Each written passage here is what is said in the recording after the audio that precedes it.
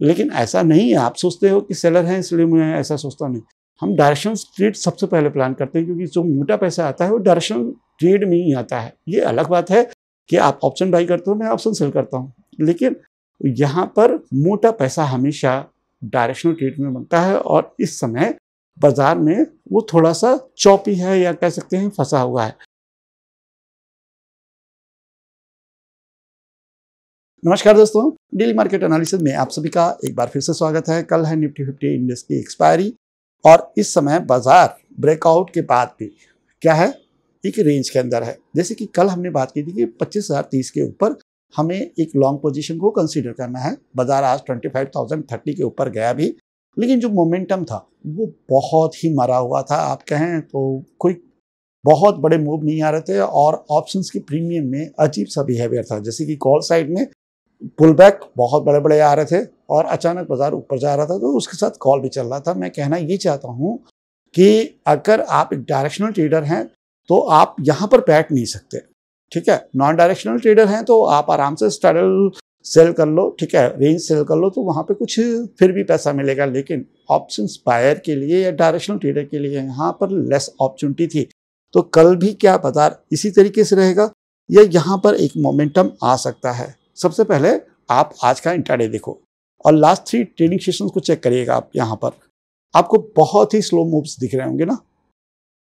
कल के दिन हमने एक बहुत बढ़िया रिवर्सल पकड़ा था, लेकिन वो प्योर रिवर्सल ट्रेड था जिसमें हमने इस पूरे मूव को ट्रेड किया था। आज के दिन बाजार 25,030 के ऊपर भी गया, लेकिन ये जो एरियाज होते हैं ना, वो प्रीमियम को क्या करते हैं, मेल्ट करते हैं, जिसकी वजह से अगर आपने आज लॉन्ग किया हो कॉल साइड में तो आप खुद बताइएगा बहुत ही पेनफुल रहा। कोई बात नहीं, लेकिन हाँ, ट्रेंड आपका अभी भी अपसाइड क्लियर कट दिख रहा है।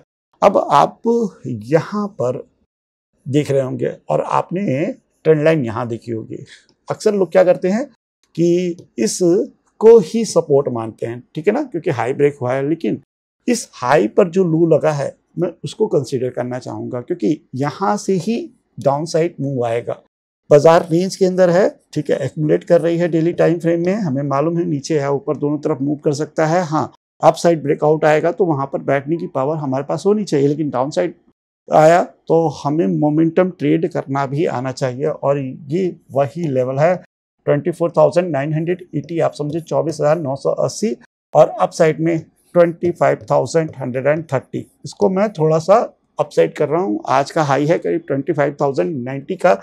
40 पॉइंट्स में यहाँ पर एक बफर रखना चाहता हूँ, जिससे कि अगर छोटा मोटा गैप अप भी हो तो आपका लेवल डिस्टर्ब ना हो और उसके बाद अगर मूवमेंट आता है तो आप इसको आसानी से कैच कर सके हैं, एक लॉन्ग पोजीशन बना सके।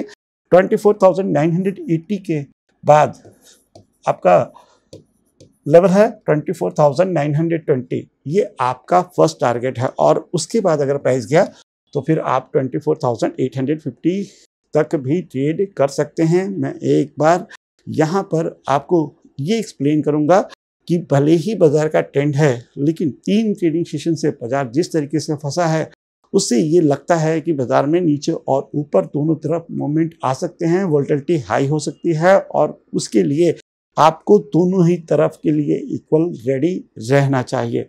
तो लेवल आपके सामने है, लॉन्ग 25,130 के अबव, शॉर्ट 24,980, फर्स्ट टारगेट 920, और ये ब्रेक हुआ तो फिर आप 24,850 तक इंट्राडे प्लान कर सकते हैं। स्कैल्पर मोड में रहिएगा।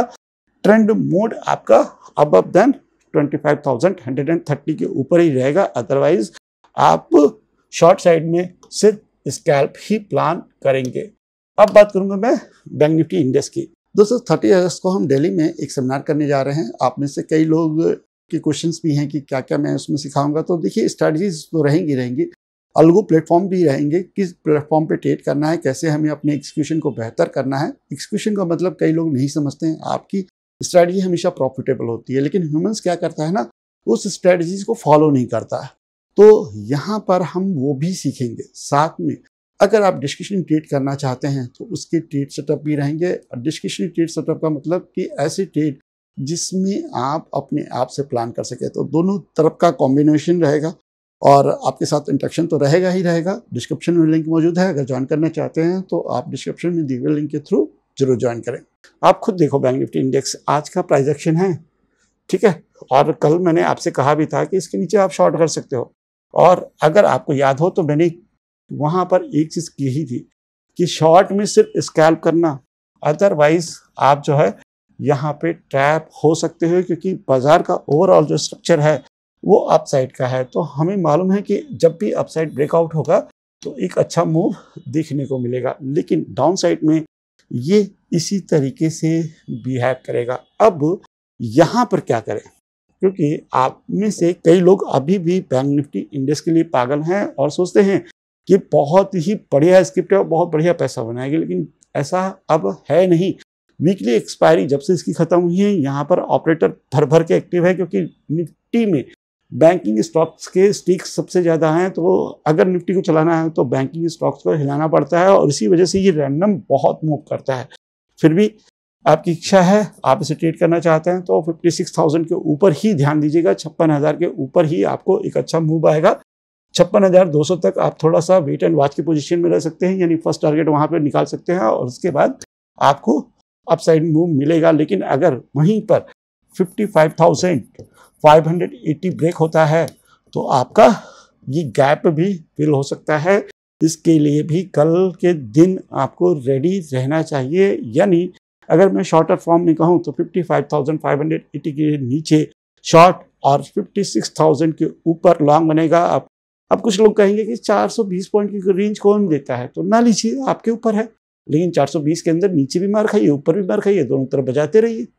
अगर आपको क्लियर ट्रेंड चाहिए तो इन दो लेवल्स को ही आपने कल के इंट्राडे में फॉलो करना चाहिए। यार इस समय बाजार, अगर मैं अपनी बात करूँ ना, तो मेरे लिए तो बहुत अच्छी है। सेलर है ना, लेकिन ऐसा नहीं है आप सोचते हो कि सेलर है इसलिए मैं ऐसा सोचता नहीं। हम डायरेक्शनल ट्रेड सबसे पहले प्लान करते हैं, क्योंकि जो मोटा पैसा आता है वो डायरेक्शनल ट्रेड में ही आता है। ये अलग बात है कि आप ऑप्शन बाई करते हो, मैं ऑप्शन सेल करता हूँ, लेकिन यहाँ पर मोटा पैसा हमेशा डायरेक्शनल ट्रेड में बनता है। और इस समय बाजार में वो थोड़ा सा चौपी है, या कह सकते हैं फंसा हुआ है, लेकिन यहीं पर ऑप्शन सेल आपको जिता देती है।